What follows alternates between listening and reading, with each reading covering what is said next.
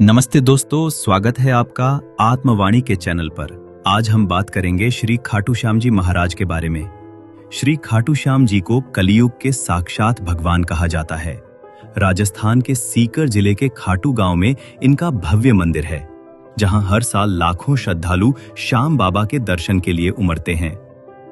लेकिन क्या आप जानते हैं कि ये वही वीर हैं जिन्होंने महाभारत के युद्ध में अर्जुन से युद्ध किया था? हाँ दोस्तों, खाटू श्याम जी असल में बर्बरीक हैं, भीम के पौत्र और घटोत्कच के पुत्र। अब आइए चलते हैं महाभारत के युग में। घटोत्कच के पुत्र बर्बरीक बचपन से ही अपार शक्ति और ज्ञान से भरपूर थे। उन्होंने केवल 3 बाणों से पूरी पृथ्वी को जीतने की प्रतिज्ञा ली थी। उनके 3 बाण इतने शक्तिशाली थे कि पहला बाण उनके शत्रुओं को चिन्हित कर देता था, दूसरा बाण उन सभी शत्रुओं को नष्ट कर देता, तीसरा बाण वापस लौट आता। बर्बरीक ने माता से वचन लिया था कि वे हमेशा हारने वाले पक्ष की ओर से युद्ध करेंगे। जब कुरुक्षेत्र युद्ध होने वाला था, बर्बरीक भी युद्ध देखने और भाग लेने के लिए निकल पड़े। उन्होंने अपनी माता से वादा किया कि वो सदा उस पक्ष का साथ देंगे जो युद्ध में कमजोर होगा।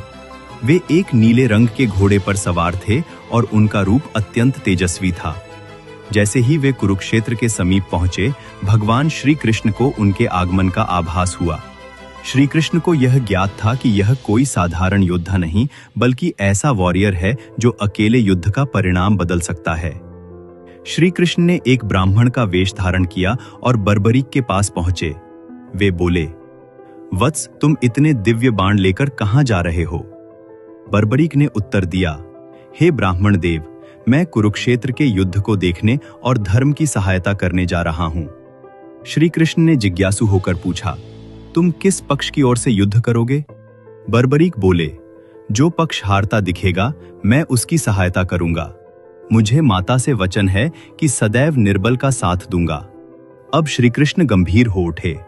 अब श्री कृष्ण को समझ आ गया कि अगर बर्बरीक युद्ध में भाग लेते हैं तो पहले वे कौरवों के विरुद्ध पांडवों की ओर से लड़ेंगे। जैसे ही कौरव हारने लगेंगे, वे पांडवों के विरुद्ध कौरवों का साथ देंगे।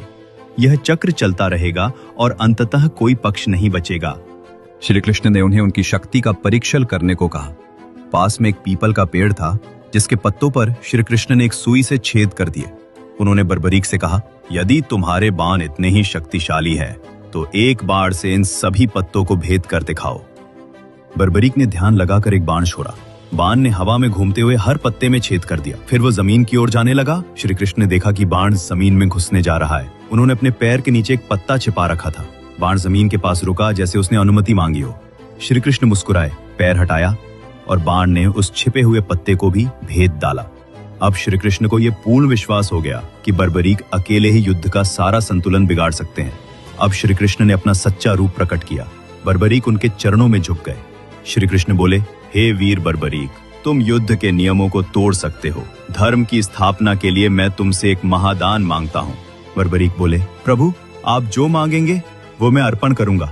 श्री कृष्ण ने कहा, हे वीर, मैं तुमसे तुम्हारा शीश मांगता हूँ। सुनते ही बर्बरीक कुछ क्षण शांत हुए, फिर मुस्कुराकर बोले, प्रभु, यदि धर्म की रक्षा के लिए मेरा शीश भी काम आए तो ये मेरा सौभाग्य होगा। और वहीं कुरुक्षेत्र युद्ध प्रारंभ होने से पहले बर्बरीक ने श्री कृष्ण को अपना शीश अर्पित कर दिया। श्री कृष्ण ने बर्बरीक के शीश को एक ऊंचे टीले पर स्थापित किया, जहां से उसने पूरा 18 दिन का युद्ध देखा। जब युद्ध समाप्त हुआ, श्री कृष्ण ने सभी पांडवों से एक प्रश्न पूछा, इस युद्ध की विजय किसके कारण हुई? हर योद्धा ने अपने अपने योगदान की बात कही। तब श्री कृष्ण ने बर्बरीक के शीश से पूछा, हे वीर, तुमने युद्ध देखा, बताओ कौन विजयी बना? बर्बरीक ने उत्तर दिया, हे माधव, जहां जहां मेरी दृष्टि गई वहां केवल आपको ही युद्ध करते देखा। आपका सुदर्शन चक्र ही सबका संहार कर रहा था। विजय तो केवल आपकी हुई है मेरे प्रभु। युद्ध समाप्त होने के बाद बर्बरीक का शीश नीलगंगा नदी में विसर्जित कर दिया गया। अब हम आते हैं कलयुग की ओर। राजस्थान के सीकर जिले में एक छोटा सा गांव था जिसका नाम था खाटू। वहीं एक दिन एक किसान अपने खेत में हल चला रहा था। जैसे ही उसने खेत में गहराई से हल चलाया, हल की नोक किसी कठोर चीज से टकराई। किसान ने जैसे ही मिट्टी हटाई तो सामने आया एक चमकता हुआ मानव शीश। वो शीश था, शांत, मुस्कुराता हुआ। वहीं वो तेजस्वी शीश प्रतिष्ठित किया गया। मंदिर की स्थापना के बाद खाटू नगरी में एक नया युग शुरू हुआ। लोगों की बीमारियां दूर होने लगीं, असाध्य रोग मिटने लगे, मनोकामनाएं पूरी होने लगीं, लोग दूर दूर से आने लगे। श्याम बाबा के दरबार में कोई छोटा बड़ा नहीं रहा, सभी एक समान, एक ही पुकार, हारे का सहारा, खाटू श्याम हमारा। कहते हैं खाटू श्याम बाबा ने वचन दिया है, जो सच्चे मन से मेरा नाम लेगा मैं उसका साथ कभी नहीं छोड़ूंगा। चाहे राजा हो या रंक, मेरे दरबार में सब समान हैं। हर साल फाल्गुन शुक्ल पक्ष में भव्य मेला लगता है, जहां लाखों श्रद्धालु खाटू आते हैं। भक्त नंगे पांव चलकर बाबा के दर्शन करते हैं।